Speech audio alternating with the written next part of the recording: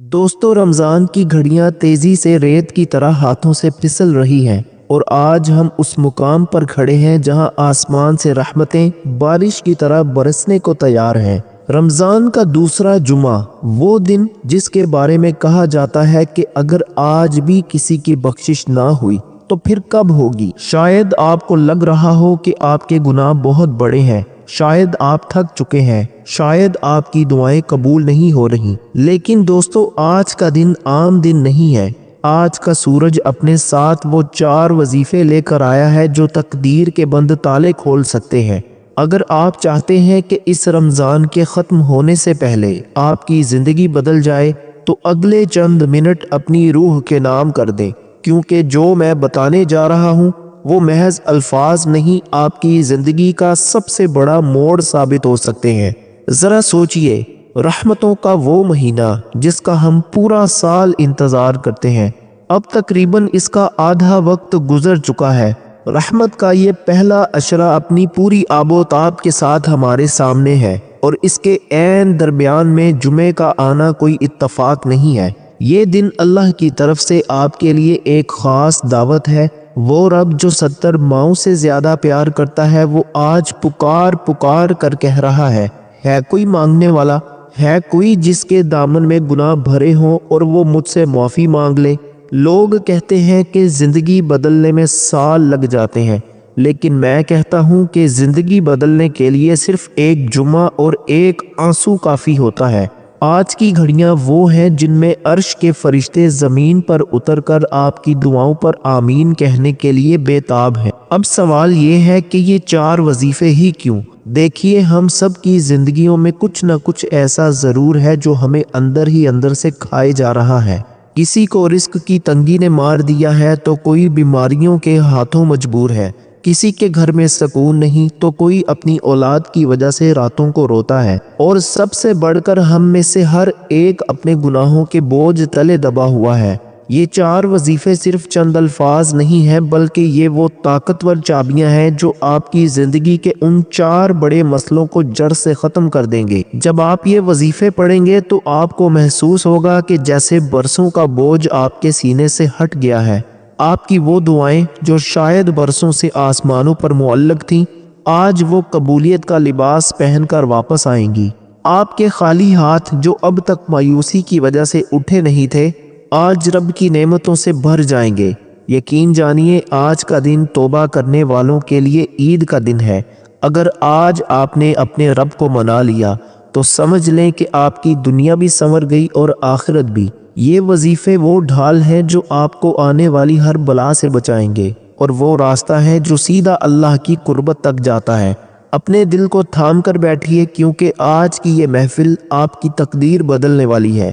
آج ہم نے مایوس نہیں ہونا، آج ہم نے رونا ہے، گڑ گڑانا ہے، اور اپنے اللہ سے وہ سب کچھ مانگ لینا ہے جو ہماری ضروریات ہیں۔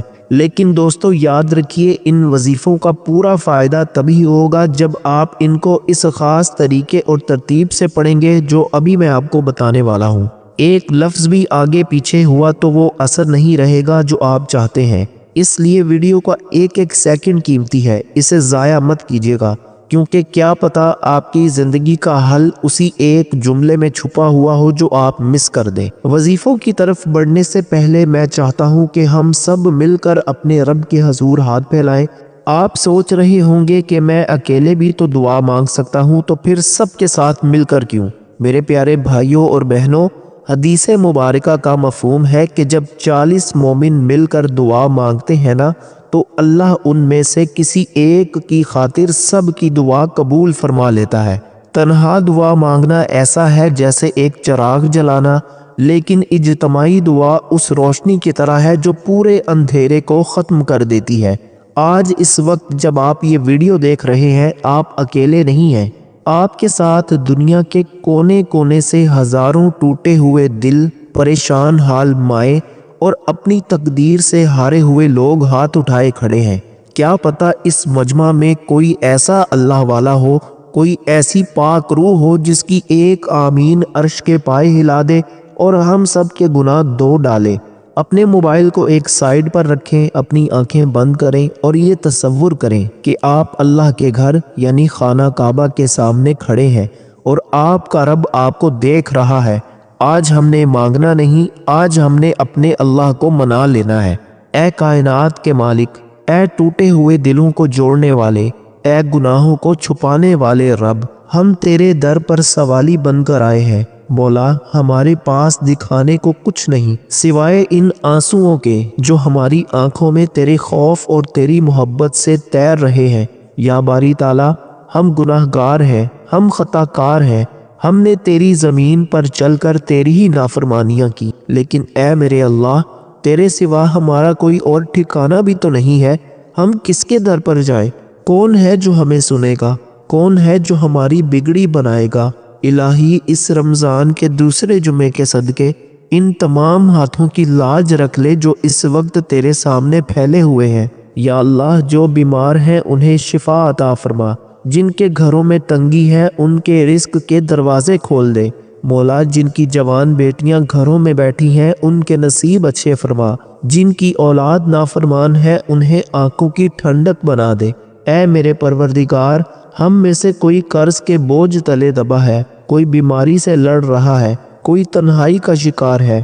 مولا، تو تو دلوں کی حال جانتا ہے، تو تو شاہ رگ سے بھی زیادہ قریب ہے۔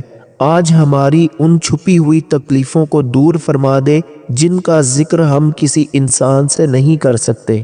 یا اللہ، ہمیں اس حال میں موت نہ دینا کہ تو ہم سے ناراض ہو، ہمیں توبہ کی توفیق دے، ہماری اس اجتماعی آمین کو قبول و منظور فرما لے۔ مولا، اس مجمع میں جو سب سے زیادہ پریشان ہے اس کی پریشانی پہلے دور فرما۔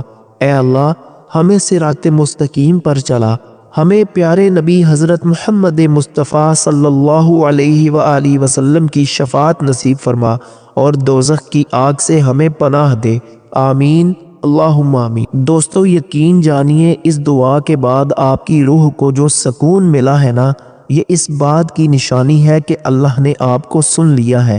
اب جب کہ ہمارے دل صاف ہو چکے ہیں اور ہم اللہ کے قریب آ چکے ہیں تو اب وقت ہے ان 4 خاص وظیفوں کا جو اس دوسرے جمعے کی اصل طاقت ہے۔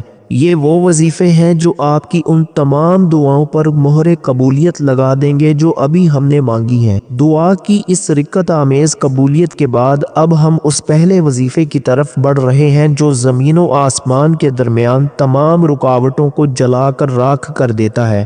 یہ وہ کلام مبارک ہے جس کے بارے میں میرے آقا حضرت محمد مصطفیٰ صلی اللہ علیہ وآلہ وسلم نے فرمایا کہ اگر 7 آسمان اور 7 زمینیں ایک پلڑے میں ہوں اور یہ کلام دوسرے پلڑے میں تو یہ کلام بھاری پڑ جائے گا۔ لا الہ الا اللہ محمد رسول اللہ صلی اللہ علیہ وآلہ وسلم۔ آج رمضان کے اس دوسرے جمعے میں جب آپ کی روح تڑپ رہی ہے تو اس کلام کا ورد آپ کی زندگی کا سب سے بڑا تماشا بدلنے والا ہے۔ لوگ پوچھتے ہیں کہ کلمہ تو ہم ہر روز پڑھتے ہیں، پھر آج ہی کیوں؟ میرے پیارے بھائیوں، آج کے دن اس کلام کو پڑھنا اس لیے ضروری ہے کیونکہ یہ آپ کے ایمان کی بنیاد کو دوبارہ زندہ کرتا ہے۔ یہ کلام صرف زبان سے ادا ہونے والے الفاظ نہیں ہے، یہ کائنات کا سب سے بڑا قانون ہے۔ جب آپ کہتے ہیں لا الہ یعنی کوئی معبود نہیں تو آپ اپنے دل سے دنیا کے تمام ڈر، تمام خوف، تمام وسوسے اور تمام جھوٹے سہاروں کو نکال پھینکتے ہیں، اور جب آپ کہتے ہیں الا اللہ تو آپ کائنات کے بادشاہ کے سامنے سرنڈر کر دیتے ہیں۔ اب دوستو، سوال یہ ہے کہ یہ وظیفہ کن جگہوں پر کام آئے گا؟ ناممکن حالات میں، جب ڈاکٹر جواب دے دیں، جب عدالتیں ہار جائیں، جب رزق کے تمام ذرائع بند ہو جائیں، تب یہ کلام کن فیکون کا راستہ کھولتا ہے۔ اگر آپ کو لگتا ہے کہ گناہوں نے آپ کے دل کو کالا کر دیا ہے تو یہ کلمہ صابن کی طرح آپ کی روح کو دھوتا ہے۔ اس کلام کی تپش سے ہر قسم کے جادو اور شیطانی اثرات جل کر ختم ہو جاتے ہیں۔ یہ آپ کے گرد ایک ایسی نورانی دیوار کھڑی کر دیتا ہے جسے کوئی شر پار نہیں کر سکتا۔ جو آج اس کلام کی لذت پا لے گا اسے نزاع کے وقت یہ کلمہ خود بخود یاد آئے گا۔ دوستو، تصور کریں رمضان کا جمعہ ہے، افطاری کا وقت قریب آ رہا ہے، فرشتے رزق الہی تقسیم کر رہے ہیں اور آپ کی زبان پر اس کلام کی خوشبو ہے۔ اس وقت جب آپ اس کلام میں ڈوب کر اسے پڑھیں گے تو آپ کو محسوس ہوگا کہ آپ کے اندر کی بے چینی ختم ہو رہی ہے۔ آپ کے وہ دکھ جو آپ کو سونے نہیں دیتے تھے وہ اللہ کی رحمت میں تبدیل ہو رہے ہیں۔ یہ وہ وظیفہ ہے جو فقیر کو بادشاہ بنا دیتا ہے۔ تاریخ گواہ ہے جن جن لوگوں نے اس کلام کو اپنی سانسوں میں بسایا، اللہ نے انہیں دنیا کے لیے مثال بنا دیا۔ آج آپ نے بھی یہی کرنا ہے، اپنی آنکھیں بند کر کے دنیا سے کٹ کر بس اپنے رب اور اس کے رسول صلی اللہ علیہ وآلہ وسلم کی محبت میں غرق ہو کر اسے پڑھنا ہے۔ اب آپ سوچ رہے ہوں گے کہ اس کمال کے کلام کو آج کے دن کتنی بار پڑھنا ہے کہ آسمان کے دروازے کھل جائیں، تو غور سے سن لیں۔ بزرگوں اور اہل اللہ کے تجربات بتاتے ہیں کہ رمضان کے اس مبارک جمعے میں اپنی مراد پانے کے لیے آپ نے اس پاک کلام یعنی لا الہ الا اللہ محمد الرسول اللہ کا ورد پورے 2000 مرتبہ کرنا ہے۔ جی ہاں، 2000 مرتبہ۔ شاید آپ کو یہ تعداد زیادہ لگے، لیکن یقین جانیے جب آپ پڑھنا شروع کریں گے تو آپ کو وقت کا احساس ہی نہیں ہوگا۔ یہ 2000 تسبیحات آپ کے 2000 سال کے دکھوں کا مداوع بن سکتی ہے۔ اسے آپ نے عصر سے مغرب کے درمیان یا پھر پورے دن میں کسی بھی وقت مکمل کرنا ہے، لیکن شرط یہ ہے کہ توجہ صرف اللہ کی طرف ہو۔ یہ تو صرف پہلا قدم تھا، ابھی 3 اور ایسے وظیفے باقی ہیں جو اس کلمے کی طاقت کو مزید 4 چاند لگا دیں گے۔ دوسرا وظیفہ خاص طور پر ان لوگوں کے لیے ہے جو کہتے ہیں کہ ہماری قسمت سو گئی ہے۔ اگر آپ کو لگتا ہے کہ آپ کی تقدیر پر کسی نے تالا لگا دیا ہے تو اگلا وظیفہ وہ چابی ہے جو آپ کو حیران کر دے گی۔ پہلے وظیفے کی نورانیت کے بعد اب ہم اس مقام پر پہنچ چکے ہیں جہاں سے دعاؤں کی قبولیت پر مہر تصدیق لگتی ہے۔ میرے پیارے بھائیوں اور بہنوں، آپ نے کلمہ طیبہ سے اپنے دل کی زمین کو صاف کر لیا۔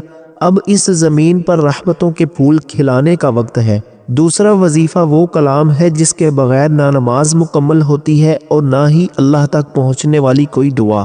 یہ ہے درود ابراہیمی، وہ درود پاک جو خود خالق کائنات نے ہمیں سکھایا، وہ درود جو پیارے نبی صلی اللہ علیہ وآلہ وسلم کو سب سے زیادہ محبوب ہے۔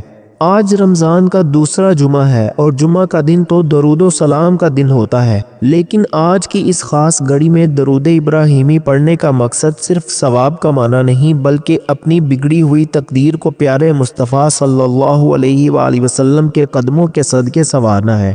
اگر آپ کو لگتا ہے کہ آپ کے راستے بند ہو گئے ہیں، اگر آپ کو محسوس ہوتا ہے کہ آپ کی دعائیں آسمان تک نہیں پہنچ پا رہی، تو یاد رکھیں درود پاک وہ سواری ہے جو آپ کی ہر پکار کو رب کے عرش تک لے جاتی ہے۔ حدیث پاک کا مفہوم ہے کہ جو مجھ پر ایک بار درود بھیجتا ہے، اللہ اس پر 10 رحمتیں نازل فرماتا ہے، اس کے 10 گناہ مٹا دیتا ہے اور اس کے 10 درجات بلند کر دیتا ہے۔ ذرا سوچئے، رمضان کی مبارک ساعتیں ہوں، جمعہ کا نورانی دن ہو اور آپ کی زبان پر اللہم صلی علی محمد وعلی آل محمد کی صدائیں ہوں، اس وقت فرشتے آپ کا نام لے کر پیارے نبی حضرت محمد مصطفیٰ صلی اللہ علیہ وآلہ وسلم کی بارگاہ میں آپ کا ہدیہ پیش کرتے ہیں۔ جب آپ کا نام وہاں لیا جاتا ہے تو زمین کی تنگیوں کی کیا اوقات رہ جاتی ہے۔ اگر آپ فکروں میں ڈوبے ہوئے ہیں تو درود ابراہیمی پڑھنا شروع کریں، آپ دیکھیں گے کہ کیسے غیب سے آپ کے لیے سکون کے سامان پیدا ہوتے ہیں۔ آج کے دن کا یہ وظیفہ آپ کو اس لائن میں کھڑا کر دے گا جہاں کل قیامت کے دن اللہ کے نبی صلی اللہ علیہ وآلہ وسلم آپ کی پہچان فرمائیں گے انشاءاللہ۔ جس گھر میں درود ابراہیمی کی گونج ہوتی ہے وہاں سے نحوست اور لڑائی جھگڑے بھاگ جاتے ہیں اور سکینت نازل ہوتی ہے۔ یہ وظیفہ ان لوگوں کے لیے ڈھال ہے جو دشمنوں کے وار سے ڈرتے ہیں یا جنہیں لگتا ہے کہ ان کی زندگی میں بے برکتی ہے۔ یہ درود پڑھتے ہوئے یہ تصور کریں کہ آپ مدینے کی جالیوں کے سامنے کھڑے ہیں اور آپ کی ہر پکار سنی جا رہی ہے۔ اب سوال یہ ہے کہ اس عظیم الشان کلام کو، اس درود ابراہیمی کو آج اس خاص موقع پر کتنی بار پڑھنا ہے؟ علماء دین اور مشائخ کے مطابق رمضان کے اس دوسرے جمعے کی برکت سمیٹنے کے لیے آپ نے درود ابراہیمی کا ورد پورے 100 مرتبہ کرنا ہے۔ 100 ٹائمز آپ نے پڑھنا ہے، صرف 100 مرتبہ۔ یہ تعداد بظاہر کم لگتی ہے لیکن اس کی وزنی طاقت اتنی ہے کہ یہ آپ کے پورے دن کی عبادتوں کا نچوڑ بن سکتی ہے۔ 100 مرتبہ پورے دل کی تڑپ کے ساتھ اپنے نبی صلی اللہ علیہ وآلہ وسلم کے چہرہ انور کا تصور کر کے جب آپ یہ تسبیح مکمل کریں گے تو واللہ آپ کو خود محسوس ہوگا کہ آپ کے گرد نور کا حالہ بن گیا ہے اور آپ کا اللہ آپ سے راضی ہو چکا ہے۔ درود ابراہیمی پڑھنے کے بعد اب آپ کا راستہ بالکل صاف ہو چکا ہے۔ اب باری ہے اس تیسرے وظیفے کی جس کا تعلق براہ راست آپ کی حاجت اور آپ کی محرومی سے ہے۔ وہ لوگ جو کہتے ہیں کہ ہم نے سب کچھ کر کے دیکھ لیا لیکن ہماری مراد پوری نہیں ہوتی، ان کے لیے اگلا وظیفہ وہ تیر ہے جو کبھی نشانے سے نہیں چوکتا۔ کیا آپ جانتے ہیں وہ کلمہ کون سا ہے جسے اسم اعظم کا درجہ حاصل ہے؟ کلمہ طیبہ سے دل کی صفائی اور درود ابراہیمی سے پیارے نبی صلی اللہ علیہ وآلہ وسلم کی قربت حاصل کرنے کے بعد اب ہم اس مقام پر ہیں جہاں ہمیں اپنے رب کو منانا ہے۔ تیسرا وظیفہ وہ کلام ہے جس کے بارے میں قرآن کہتا ہے کہ اگر تم یہ پڑھو گے تو اللہ تم پر آسمان سے بارشیں برسائے گا، تمہیں مال اور اولاد سے نوازے گا اور تمہارے لیے نہریں جاری کر دے گا۔ میرے پیارے بھائیوں اور بہنوں، ہم انسان خطا کے پتلے ہیں، ہم سے قدم قدم پر غلطیاں ہوتی ہیں۔ کبھی ہم زبان سے کسی کا دل دکھاتے ہیں، کبھی آنکھوں سے وہ دیکھتے ہیں جو نہیں دیکھنا چاہیے، اور کبھی دل میں وہ خیال لاتے ہیں جو رب کو پسند نہیں۔ یہ گناہ ہمارے اور ہماری دعاؤں کے درمیان ایک کالی دیوار بن کر کھڑے ہو جاتے ہیں۔ آج رمضان کے اس دوسرے جمعے میں ہم نے اس دیوار کو گرانا ہے۔ آپ جانتے ہیں کہ شیطان نے کہا تھا کہ یا اللہ میں تیرے بندوں کو گمراہ کرتا رہوں گا، تو اللہ نے فرمایا تھا کہ مجھے میری عزت کی قسم، جب تک میرا بندہ مجھ سے استغفار یعنی معافی مانگتا رہے گا میں اسے معاف کرتا رہوں گا۔ اگر آپ کے کاروبار میں مندی ہے، نوکری نہیں مل رہی یا ہاتھ میں پیسہ نہیں ٹکتا، تو یاد رکھیں کہ کبھی کبھی گناہ رزق کو روک دیتے ہیں۔ استغفار وہ کلہاڑا ہے جو رزق کی بندش کو کاٹ دیتا ہے۔ حدیث پاک کا مفہوم ہے کہ جو شخص استغفار کو اپنے اوپر لازم کر لیتا ہے، اللہ اسے ہر غم سے نجات دیتا ہے اور ہر تنگی سے نکلنے کا راستہ بنا دیتا ہے۔ جن کے ہاں اولاد نہیں ہے ان کے لیے استغفار سے بڑا کوئی وظیفہ نہیں، کیونکہ یہ براہ راست اللہ کی صفت رحیمی کو جوش میں لاتا ہے۔ تصور کریں مصلی پر بیٹھے ہیں، عصر کا وقت ڈھل رہا ہے اور آپ اپنی تمام خطاؤں کا اعتراف کر کے کہہ رہے ہیں کہ یا اللہ میں شرمندہ ہوں، مجھے معاف کر دے۔ اس وقت جب آپ استغفر اللہ کہتے ہیں تو عرش پر فرشتے آپ کی توبہ پر خوشیاں مناتے ہیں۔ یہ وہ لمحہ ہے جب آپ کا رب آپ کی طرف دوڑ کر آتا ہے۔ آج کا یہ وظیفہ آپ کو گناہوں کی دلدل سے نکال کر پاکیزگی کے اس اعلیٰ مقام پر لے جائے گا جہاں آپ کی زبان سے نکلا ہوا ہر لفظ دعا بن جائے گا۔